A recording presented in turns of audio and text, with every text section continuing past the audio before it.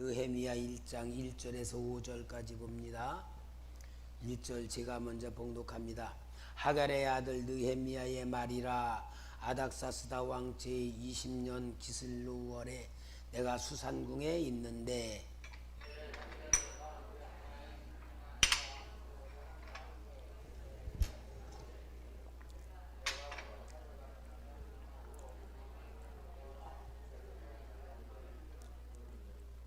그들이 내게 이르되 사로잡힘을 면하고 남아있는 자들이 그 지방 거기에서 큰 환난을 당하고 능욕을 받으며 예루살렘 성은 허물어지고 성문들은 불탔다 하는지라.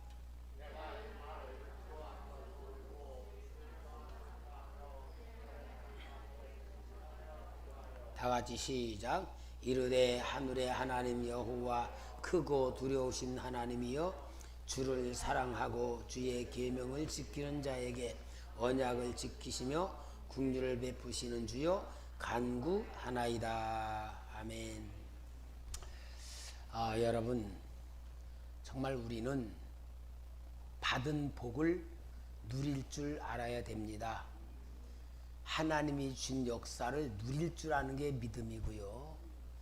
믿는 사람에게는 하나님이 주시는 복을 받고 누리게 돼 있거든요. 하나님 주신 복은 행복입니다.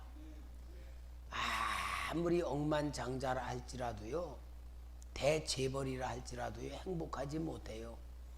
이건희 씨 그렇게 죽은 거 보면은 얼만큼 그 일을 이끌어가기 위해서 스트레스를 많이 받았나 보면 행복하게 사신 분이 아니고 우리나라와 민족 경제를 위해서 참 고생하시고 돌아가셨다, 그렇게 볼 수 있는 마음 가져야 되듯이 우리는 행복이란 건 있다고 행복해지는 게 아니고 없다고 불행하는 게 아니고 하나님이 주신 것에 눈을 뜨면은 행복해지기 시작하는 건데, 정말 우리는 행복한 삶을 살아야 돼요.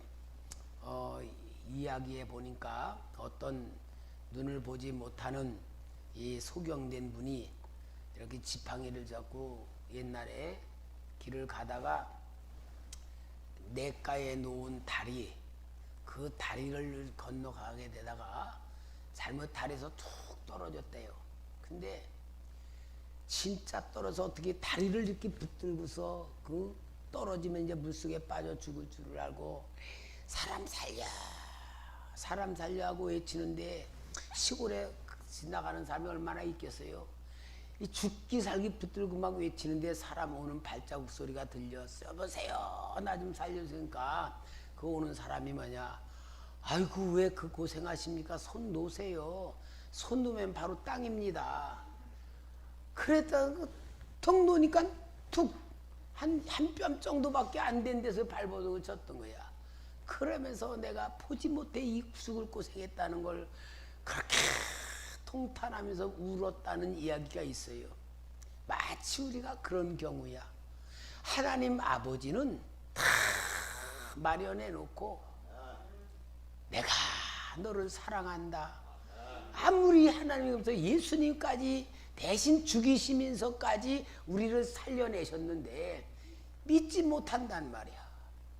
내가 갖고 있는 거 놓으면 죽는 줄 알아. 여러분, 이게 어리석은 인생들인데 믿음은 뭐냐? 눈을 뜨는 겁니다. 하나님은 전능하신 분이구나. 그분이 내 아버지시구나. 그분이 나를 사랑하시는구나. 내가 나를 모르는 것까지 다 보고 계시는구나. 내 앞에 미래까지 축복으로 준비해 놓고 기다리시는구나. 이렇게 되면 여러분 저절로 행복하게 살 수 있는 겁니다. 그러니까 성경 말씀은 뭐냐? 하나님이 우리를 얼만큼 사랑하시면서 하나님이 우리를 자녀로 삼아 주셨는가 눈을 뜨게 해주는 것이 성경 말씀인 줄 믿습니다. 그러면서 성경은 뭐냐? 역사성을 말해. 역사성을 말하는 것이기 때문에 역대기라고 하는 창세기, 출애굽기, 레위기, 민수기, 신명기 5가지는 모세오경이라고 말하고, 모세오경, 여호수아, 사사기, 룻기, 사무엘상, 사무엘하, 열왕기상, 열왕기하, 역대상, 역대하, 에스라, 느헤미야, 에스더 요까지를 역사서라 그래. 역사서. 우리가 지금 역사서를 배우는 건 얼마냐? 하나님은 실제 이 땅에 하나님의 역사가 개입되어 가지고 보이지 않는 하나님이기 때문에 보이는 사람을 통해서 보이지 않는 하나님의 역사를 보여주는 기록이 역사서란 말이야. 이 역사서.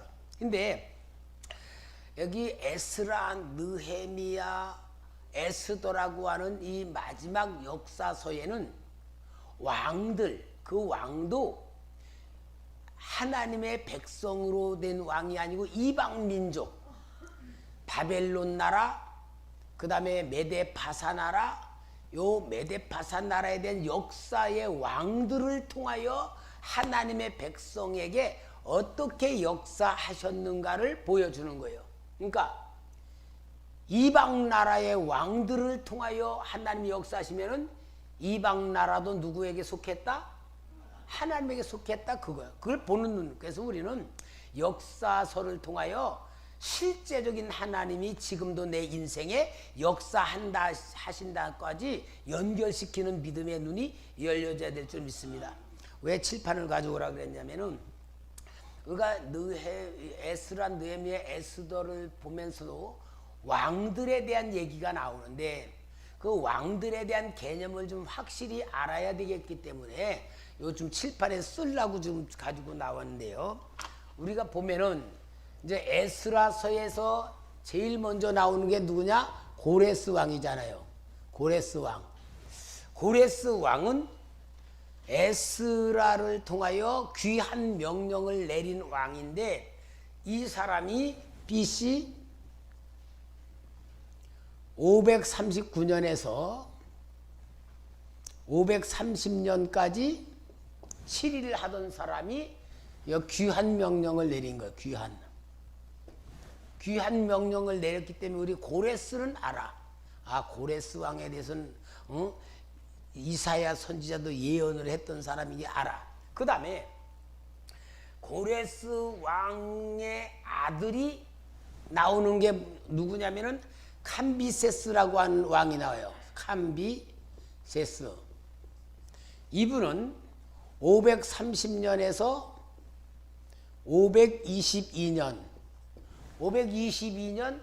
522년이니까 8년밖에 7일을 못했는데 이 사람은 성경에 나오질 않는 왕이야. 그런데 학계 선지자 시대에 다스렸던 사람이 캄비세스 왕이나 이 사람은 성경에 안 나와요. 그 다음에 세 번째 수메르디스라는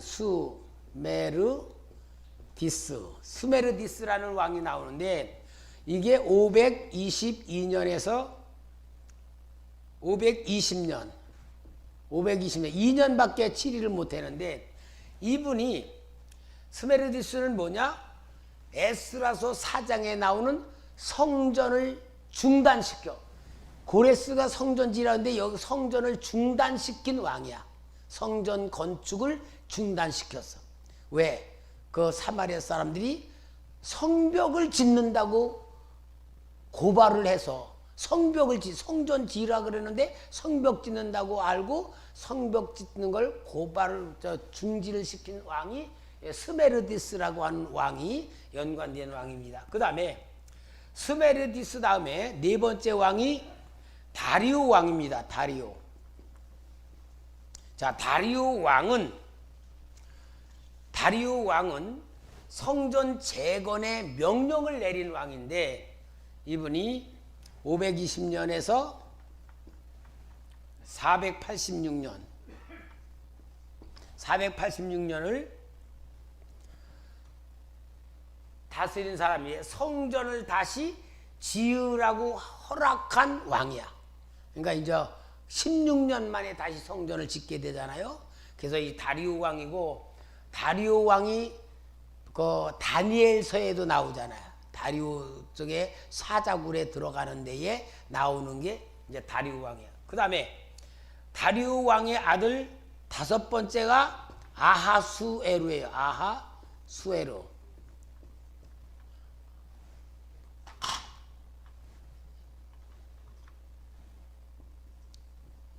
아하수에루 왕은 여러분 어디서 나온지 알아요?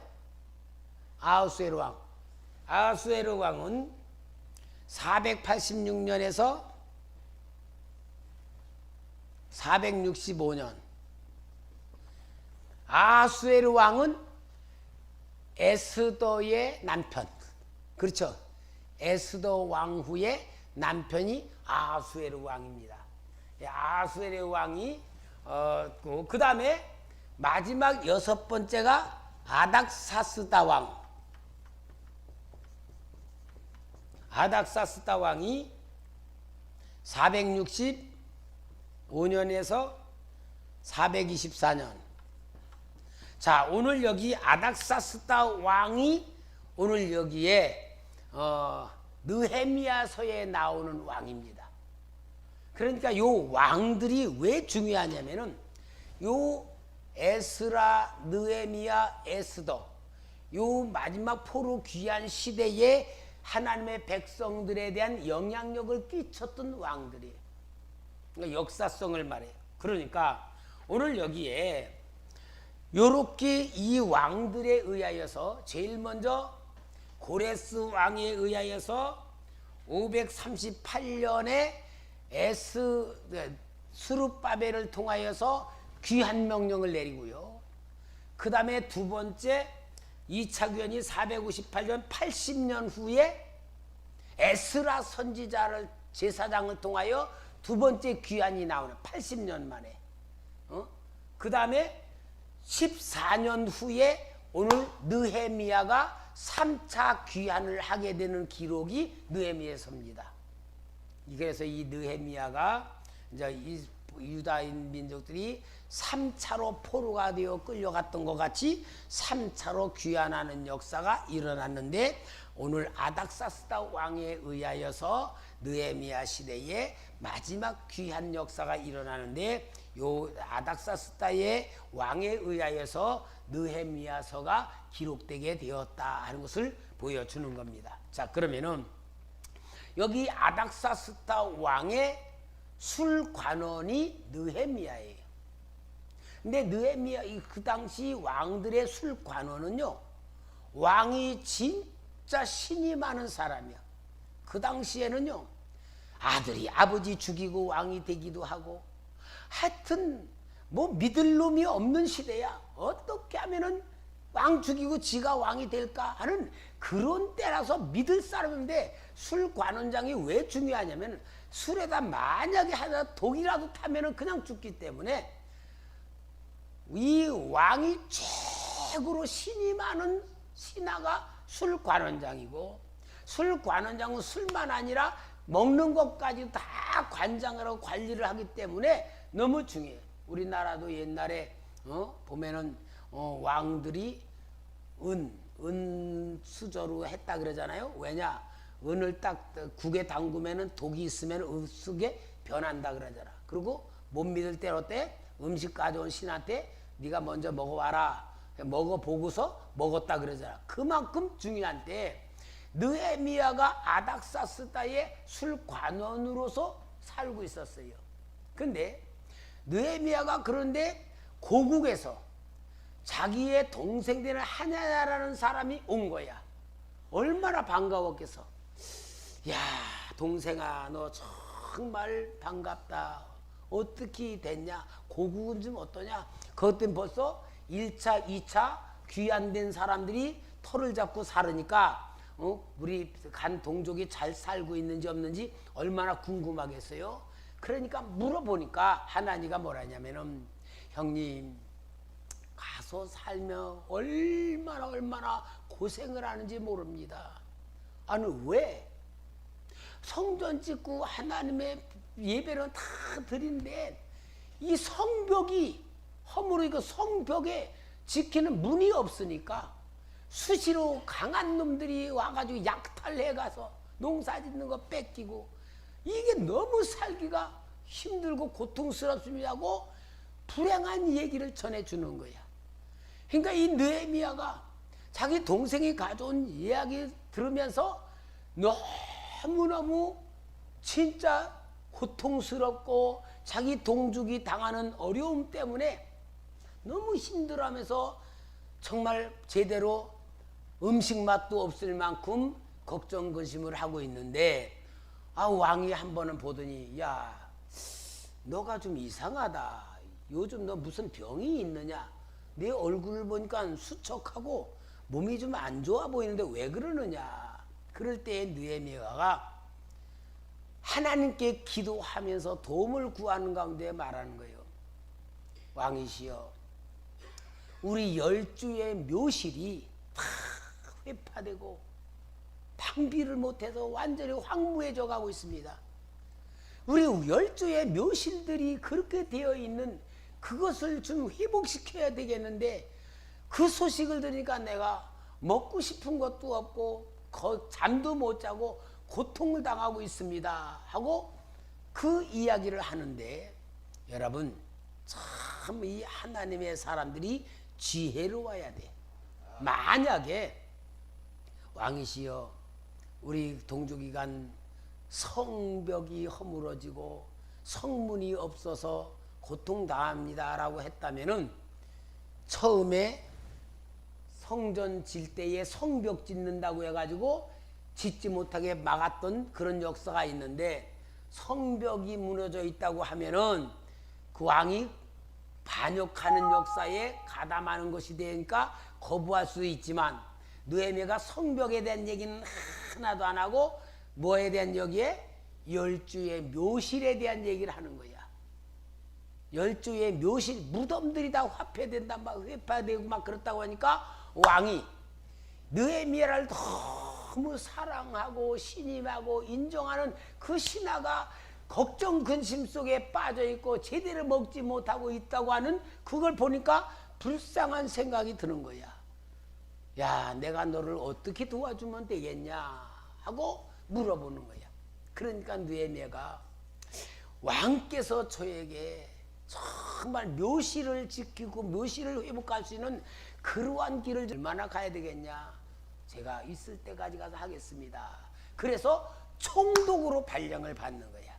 총독으로 발령을 받으면서 군대도 붙여주고 거기에다 큰 권세를 실려주는 것이 이 느헤미야에게 나타난 하나님의 역사입니다. 그러니까 정말 이 느헤미야가 아닥사스다의 사랑을 받아가지고 귀환하는 역사를 여기에 이루는 겁니다. 그래서 한번 좀 봅시다. 느헤미야 1장 11절 말씀 다 같이 읽읍시다. 시작.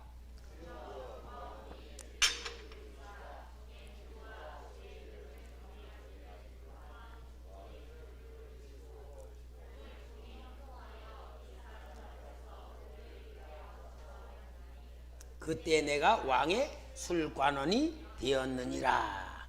자, 그 다음에 2장 5절 말씀, 2장 4절 5절 시작.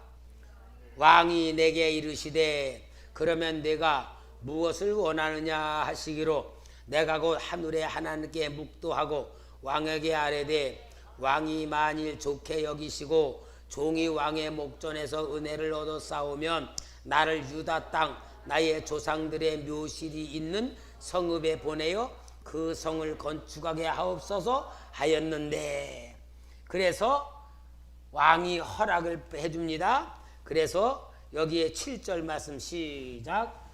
내가 또 왕에게 아뢰되 왕이 만일 좋게 여기시거든 간섭주 총독들에게 내리시는 조서를 내게 주사 그들이 나를 용납하여 유다에 들어가기까지 통과하게 하시고. 9절 말씀 시작. 군대 장관과 마병을 보내어 나와 함께 하게 하시기로, 내가 강 서쪽에 있는 총독들에게 이르러 왕의 조서를 전하였더니, 총독으로 임명을 받아가지고 그 총독들에게 가는 조서를 보내게 딱 됩니다. 그러니까 이렇게 총독들에게 총독으로 임명을 해가지고 갈 때에 유다 민족을 괴롭혔던 원수들, 그 원수들이 나와. 10절 말씀, 10절 시작. 호론 사람 산발락과 종이었던 암몬 사람 도비야가 이스라엘 자손을 흥하게 하려는 사람이 왔다함을 듣고 심히 근심하더라. 요것들이 왜? 이제 유다에는 총독이 없으니까 지네들 마음대로 막 횡포 부리고 뺏어오고 늑탈되고 막 세금 막 매기고 막 그러면서 횡포 부렸는데 느헤미야가 총독으로 다 가니까 지네들의 권리가 뺏기고 더군다나 왕의 최고의 신임을 받는 사람이 오니까 이제 저희들이 여기에 대해서 근심하게 됐단 말이야. 그래가지고 느헤미야가 BC 444년 3차로다가 귀환을 해는 역사가 일어나게 되는 거예요. 느헤미야가 와가지고는 한밤중에 잠도 안 자고 그 무너진 성벽을 다 돌아보는 거예요. 어디가 무너졌냐, 어떤 문제가 다 돌아보고 한밤중에 시찰을 하고 나서는 이제 성벽을 건축하는 역사로 들어갑니다. 그래서 3장에는 성벽을 건축하는 역사가 일어나는 거예요. 자, 이 성벽을 건축하면서 큰 역사인데 이 성벽이요 엄청 큰 공사예요. 성벽을 건축을 하는데 이 원수들이 성벽을 건축하는 것을 방해하는 역사가 일어나는 것이 이제 4장 1절에 나와요. 4장 1절 한번 봅시다. 산발랏이 우리가 성을 건축한 다음을 듣고 크게 분노하여 유다 사람들을 비웃으며 자기 형제들과 사마리아 군대 앞에서 일러 말하되 이 미약한 유다 사람들이 하는 일이 무엇인가? 스스로 견고하게 하려는가? 제사를 드리려는가? 하루의 일을 마치려는가? 불탄 돌을 흙더미기에서 다시 일으켜는가 하고 암몬 사람 도비야는 곁에 있다가 이르되 그들이 건축하는 돌 성벽은 여우가 올라가도 곧 무너지리라 하더라. 얼만큼 조롱하고 멸시하면서 힘을 빼버리는 거야. 참 이러는데요. 얼만큼 이들이 방해를 놓는가. 이 느헤미야서는 성벽 건축하는 목적을 가지고 일을 하는데 7절 말씀 봐요. 산발락과 도비야와 아라비아 사람들과 암몬 사람들과 아스돗 사람들이 예루살렘 성이 중수되어 그 허물어진 틈이 메꾸어져 간다 함을 듣고 심히 분노하여 다 함께 꾀하기를 예루살렘으로 가서 치고 그것을 요란하게 하고자 하니 하고 이 성벽 재건 공사에 방해를 놓는 거예요. 방해를 놓는데요. 이들이 얼만큼 방해를 하냐면요. 편지를 보내가지고 느헤미야를 만나자 그래. 근데 만나자 그러는 게 어디냐? 예루살렘 밖에서 만나는 거예요. 그 만나러 가가지고 뭐 하려고? 죽이려고. 편지를 계속 보내다가 마지막에는 느헤미야가 거기에 응하지 않으니까 봉하지 아니한 편지까지 보내. 봉하지 않은 편지는 뭐냐? 이제는 총독 대 총독이 아니고 모든 사람이 봐도 좋다는 건데 뭐냐? 너가 성벽을 건축하면서 반역하는 일을 하고 있다라고 그런 편지를 보내는 거예요. 그러니까요 얼마나 힘들겠어요. 원수들의 방해가. 그러니까 느헤미야는 여기에서 그들의 미혹의 방해에 빠지지 아니하고 어떻습니까? 16절부터 봅시다. 4장 16절. 그때로부터 내 수와 사람들의 절반은 일하고 절반은 갑옷을 입고 창과 방패와 활을 가졌고 민장은 유다 온 족속의 뒤에 있었으며 성을 건축하는 자와 짐을 나르는 자는 다 각각 한 손으로 일을 하며 한 손엔 병기를 잡았는데 건축하는 자는 각각 허리에 칼을 차고 건축하며 나팔 부는 자는 내 곁에 섰었느니라. 그러니까 뭐요? 싸우면서 일하면서 일하면서요. 근데 여러분 이게 얼마나 힘든지 몰라요. 제가 최전방에서 근무했잖아요. 최전방에 근무할 때는 이제 산 꼭대기에 빵카를 져놓고 그 빵카 위에 흙을 이렇게 해서 마치 큰 무덤 같아. 큰 무덤 같아. 그리고 이렇게 총 쏘는 구멍만큼. 거기에서 이제 소대 병력들이 이제 사는 거야. 그러니까 이 산봉우리에 저기 산봉우리, 이게 쭉 산봉우리마다 이제 병사들이 살아. 그럼 물은 어디 있어? 저 산 계곡에 시냇물로 내려가, 시냇물 흘러가서 물을 떠오는 거야. 근데 이제 물 떠오는 건 제일 쫄병들이야. 쫄병들이 그 스피아캉이라고 있잖아. 그거를 한 사람이 2개를 묶고, 거기다가 이제 물을 터가지고 지구서 이제 오는데, 오전에 2번, 오후에 2번, 하루에 4번 물 길어놓고 그 사람은 보초도 안 세우고 아무것도 안 시켜. 그만큼 산 밑에까지 가면요 얼마나 멀은지 몰라. 왜? 산이 1200고지니까. 그러면은요 그 물통을 쥐고 그 다음에 금방 가면 안 돼. 철모 쓰고 그 다음에 총 들고 그러고 가는 거야. 얼마나 이 총이 무거운지 몰라. 그 당시는 또 이제 우리 때는요 M1 소총이에요. M1 소총. 지금 그때 이제 우리 제대할 때쯤엔 16이 나왔는데 M1 소총을 어떤 줄 알아요? 길이가 이만큼 길어가지고 훈련 받을 때 비가 오면 막 훈련 받을 때는요 총으로 물이 들어간다고 거꾸로 매라 그래. 거꾸로 매면 총대가 이렇게 있잖아요. 그 언덕에 이렇게 지나가면 총구멍에 흙이 들어가. 흙이 들어가면 그거 흙 빼내려고. 왜? 나는 아담하니까. 그게 얼마나 무거운지 몰라. 근데요 진짜 좋은 거는 뭐냐면요, 제가 이제 자대로다가 가가지고는 그 주특기가 106으로 매겨지니까 뭐냐, 칼빈촌을 주는 거야. 칼빈은요 M1 소총보다 훨씬 가벼워. 그리고 짧고 가볍고. 이제 그거 가지고 쓰는데 비상이 걸리면 제일 큰 문제가 뭐냐, 57mm 무반동 총이라서 메고 다니는 총 중엔 제일 큰 총. 총 무게가 23.5kg. 폭탄 탱크 뚫는 그거야. 그거가 있기 때문에 칼빈을 준 거야. 그거 없으면 M1총인데. 네요. 그 총 가지고 물 길러 다니고 그 총 가지고 작업하러 다니고면요 그렇게 힘들어요. 그러니까 지금 내가 이 느헤미야서를 보면서 그때 보면 항상 그 생각이 나. 아이고 얼마나 힘들었을까. 더군다나 칼이고 창인이 더 무거울 거 아니야. 이러면서 성벽을 짓는 데에 얼마나 힘든지 참 큰 일을 하는 거예요. 느헤미야가 왕의 술관원으로 있으면 얼마나 편합니까? 백도 있지, 돈도 많이 생길 거고 정말 편한 그 자리 내놓고 지금 어디 와서 고국 땅에 와서 죽을 고생하면서 살고 있는 거예요.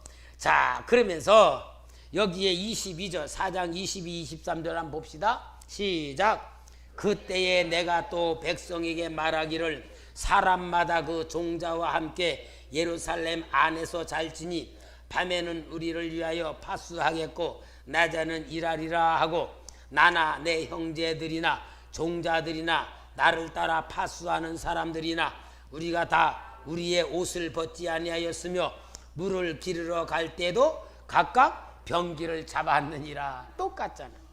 이렇게 하면서 일을 하는데 힘들지 않겠어요? 근데 또 문제가 생겨. 또 문제가 생기는 게 뭐냐? 5장으로 넘어가서 이렇게 성벽을 짓는 일을 하는 데에 가난한 사람들이 먹고 살기 위해서 빚을 얻었는데 그 빚을 갚을 길이 없어가지고 자기 자식들이 노예로 팔리게 될 상태까지 이른 거야. 그러니까 아니 먹고 살기도 힘들은데 성벽을 또 져야지 되는데 빚을 갚을 길이 없으니까 자기 자식들을 종으로 팔을 수밖에 없는 상태까지 되는 역사가 일어나는 거예요. 자, 우리 한번 5장 1절부터 한번 5절까지 한번 봅시다. 5장 1절 시작. 그때의 백성들이 그들의 아내와 함께 크게 부르짖어 그들의 형제인 유다 사람들을 원망하는데 어떤 사람은 말하기를 우리와 우리 자녀가 많으니 양식을 얻어먹고 살아야 하겠다 하고 어떤 사람은 말하기를 우리가 밭과 포도원과 집이라도 저당 잡히고 이 흉년의 곡식을 얻자 하고 어떤 사람은 말하기를 우리는 밭과 포도원으로 돈을 빚내서 왕에게 세금을 바쳤도다. 우리 육체도 우리 형제의 육체와 같고 우리 자녀도 그들의 자녀와 같거늘 이제 우리 자녀를 종으로 파는도다. 우리 딸 중에 벌써 종된 자가 있고 우리의 밭과 포도원이 이미 남의 것이 되었으나 우리에게는 아무런 힘이 없도다 하더라. 얼만큼 절망에 빠지고 가난에 빠져 딸이 이미 노예가 되어버렸고 앞으로 살 길이 막막하다고 하는 이것을 듣게 된 거예요. 느헤미야가. 그럴 때에 느헤미야가 정말 총독의 일을 확실히 합니다. 어떻게 하냐? 빚 내준 사람들, 부자들 다 끌어모았어. 우리가 사느냐 죽느냐 하는 이때에 너희들이 빚을 내고 이자를 받아 살고자 하는 거냐? 너희들이 진짜 나라를 사랑하냐? 자기가 나라를 희생하러 온 사람이기 때문에 이런 말을 하는 거야. 자기가 유익 위해서 했다면 그런 말 못하지만 왕의 큰 고관 자리도 내어놓고 와서 희생하러 왔기 때문에 그런 부자들에 대해서 책망을 하고 꾸짖어요. 그래서 여기 7절 말씀에 깊이 생각하고 귀족들과 민장들을 꾸짖어 그들에게 이르기를 너희가 각기 형제들에게 높은 이자를 취하는도다 하고 대회를 열고 그들을 쳐서 그들에게 이르기를 우리는 이방인의 손에 팔린 우리 형제 유다 사람들을 우리의 힘을 다하여도 도로 찾았거늘 너희는 너희 형제를 팔고자 하느냐? 더구나 우리의 손에 팔리게 하겠느냐 하며 그들이 잠잠하여 말이 없기로. 그래서 느헤미야가 돈 다 탕감해줘. 또 이자 받지 마. 다 경제 문제를 완전히 해결해주고 느헤미야의 그 통치 아래서 그 백성들이 돈 빌렸더니 다 순종을 하게 됩니다. 순종을 하게 돼. 자, 13절 말씀 봅시다. 내가 옷자락을 털며 이르기를 이 말대로 행하지 아니한 자는 모두 하나님이 또한 이와 같이 집과 산업에서 털어버리실지니 그는 곧 이렇게 털려서 빈손이 될지로다 하며 회중이다 아멘 하고 여호와를 찬송하고 백성들이 그 말한 대로 행하였더라. 경제 문제를 해결해 주는 겁니다. 그러면서 여러분 이 느헤미야가 얼마나 위대한 인물인가를 보여주는 말씀이 여기 14절 말씀에 나와요. 그렇게 이자 받지 말라고 한 그 가장 중요한 힘이 어디서 나오냐? 14절. 또한 유다 땅 총독으로 세움을 받은 때 곧 아닥사스다 왕 제20년부터 제32년까지 12년 동안 나와 내 형제들이 총독의 녹을 먹지 않았다. 월급 안 받았다 그 말이에요. 월급 안 받아. 그러니까 그런 역사가 나오는 거예요. 그래서 자기 동족들을 살 12년 동안 월급을 받지 않고, 왜 월급은 어디서 나오는 거나 자기 그 백성들에서 세금을 걷어가지고 받는 건데 자기 월급을 받지 아니하면서까지 그 일을 다 감당하면서 하나님의 은혜를 구하여. 여기 19절 내 하나님이여 내가 이 백성을 위하여 행한 모든 일을 기억하사 내게 은혜를 베푸시옵소서. 여러분 이 느헤미야서를 통해 우리는 진짜 알아야 될 게 뭡니까? 하나님 자기 백성을 위하여 희생하고 자기 몸을 아끼지 아니하는 위대한 지도자, 민족을 살리려고 오는 이 지도자의 헌신과 희생의 역사가 그대로 마음에 나타나는 겁니다. 자, 그러니까 이러한 가운데에 6장 1절에 산발락과 도비아와 아라비아 사람 게셈과 그 나머지 우리의 원수들이 내가 성벽을 건축하여 허물어진 틈을 남기지 아니했다 함을 들었는데 그때에 내가 아직 성문의 문짝을 달지 못하였을 때라. 그러면서 이들이 암살 작업을 하는데 느헤미야는 넘어가지 않습니다.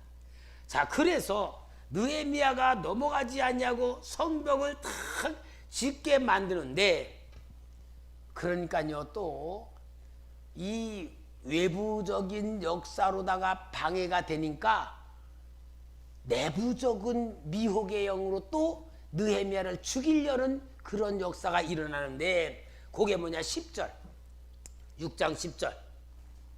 이후에 무헤다발의 손자 드랄레의 아들 스마야가 두문불출하기에 내가 그 집에 가니 그가 이르기를 그들이 너를 죽이려 올 터이니 우리가 하나님의 전으로 가서 외소 안에 머물고 그 문을 닫자. 저들이 반드시 밤에 와서 너를 죽이리라 하기로. 이 스마야가 누구냐면은 제사장이야. 그러니까 너 잠잘 때 암살하러 오는, 내가 기도하다가 보니까 너를 암살하려고 온다. 그러니까 우리 여기서 자면 안 되니까 성전에 들어가서 거기서 몸을 숨기자 하고 느헤미야에게 이 얘기를 하는데, 느헤미야가 야, 나 같은 사람이 어떻게 하나님 성전에 들어가냐? 나는 여기서 죽더라도 하나님 성전은 들어가지 않는다 라고 거절을 합니다. 자, 그 거절을 12절 봅시다. 6장 12절 같이 읽읍시다. 14절까지 시작. 그는 하나님께서 보내신 바가 아니라 도비야와 산발랏에게 뇌물을 받고 내게 이런 예언을 함이라. 그들이 뇌물을 준 까닭은 나를 두렵게 하고 이렇게 함으로 범죄하게 하고 악한 말을 지어 나를 비방하게 함이었더라.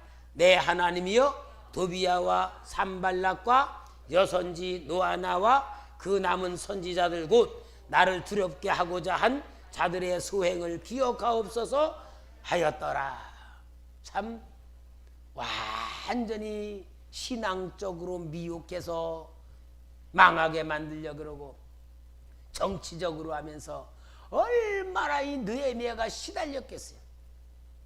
그런데 여러분, 성벽을 중수하는 일이 며칠 걸린 줄 알아요? 여기 15절 15절 시작.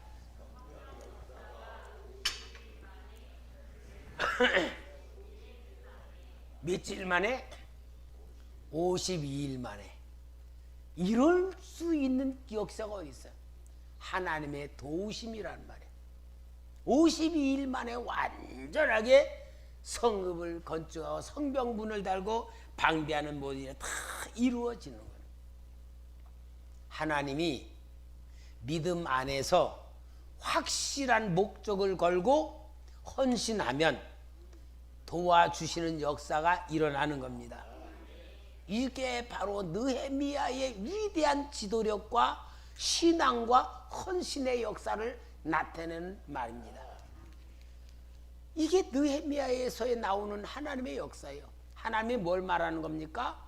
하나님의 나라와 의를 위하여, 교회를 위하여 네가 누릴 영화와 부귀 권세 다 내려놓으면 하나님의 도우심으로 네 민족이 살아난다, 그 얘기예요. 이게 하나님의 나라에 대한 원리입니다. 그래서 성벽을 완성해 놓고 7장에는 에스라서에 나온 1차 사람들의 명단 똑같이 기록돼요. 똑같이 이거. 8장에서는 모든 백성들을 다 모아놓고 에스라 선지자가 이제 율법책을 읽어서 거기에서 잘못된 것들을 깨닫게 만들어서 다 회개하게 만들어. 다 회개하는 역사가 8장에부터 나오는 거야. 그리고 9장에서는 금식 기도하고 회개하면서 영적인 개혁이 다시 한번 일어나는 겁니다. 영적인 개혁이 일어나면서 이제 저희들이 하나님의 말씀대로 살기를 맹세하는 역사가 10장에 나오는 거예요. 10장에. 그래서 백성들이 다 율법대로 살기로 하나님 앞에 맹세하고 인을 칩니다. 그러면서 이제 11장에서는 성벽 안에 거하는 사람들을 배치를 해.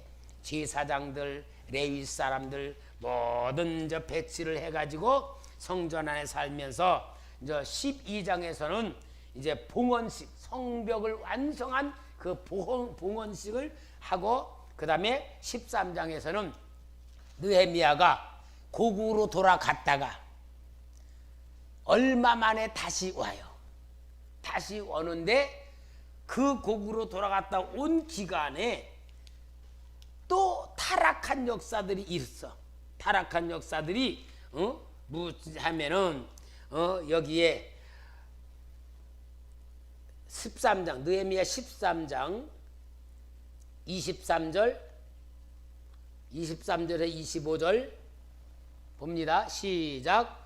그때 내가 또 본즉 유다 사람이 아스돗과 암몬과 모함 여인을 맞아 아내로 삼았는데 그들의 자녀가 아스돗 방언을 절반쯤은 하여도 유다 방언은 못하니 그 하는 말이 각 족속의 방언이므로 내가 그들을 책망하고 저주하며 그들 중 몇 사람을 때리고 그들의 머리털을 뽑고 이르되 너희는 너희 딸들을 그들의 아들들에게 주지 말고 너희 아들들이나 너희를 위하여 그들의 딸을 데려오지 아니하겠다.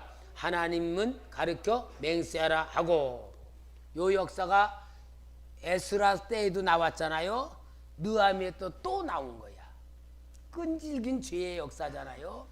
결국 그렇게 하면서 하나님의 거룩한 백성들을 지키는 역사를 이루는 거예요.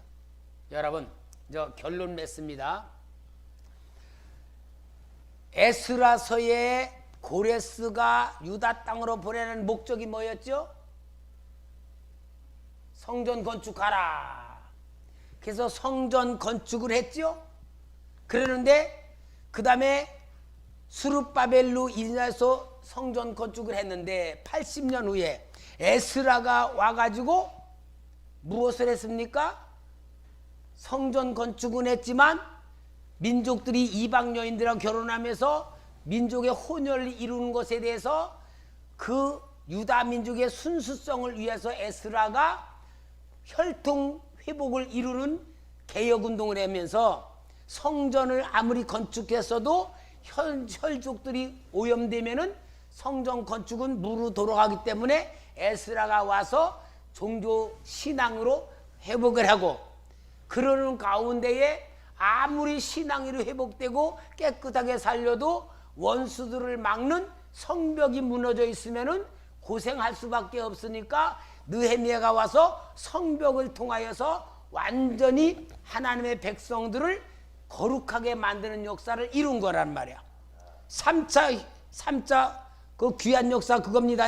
성전 건축, 혈통 회복, 성벽 완성. 그렇죠? 그러니까 오늘 우리는 어때요? 먼저 예수 그리스도를 믿어서 우리 안에 거룩한 교회가 이루어져야 돼. 그 다음에는 죄를 짓지 않아서 세상이 내게 들어오지 않도록 우리는 순수한 영적인 것을 만들어야 돼. 세 번째, 느헤미야 역사같이 우리는 원수 마귀의 공격을 막는 믿음의 견고한 성벽을 세워야지만 된다 그 말이에요. 이게 바로 에스라 느헤미야에 대한 이야기를 하는 겁니다. 오늘 여러분, 우리는 하나님의 역사는 역사성을 가지고 내 역사와 꼭 맞추어 가지고 하나님이 지금도 내 역사 위에 역사하시는 것을 만드는 믿음이 하나님이 주신 것을 받아들이며 내 거로 만드는 것임을 말씀해 주는 겁니다.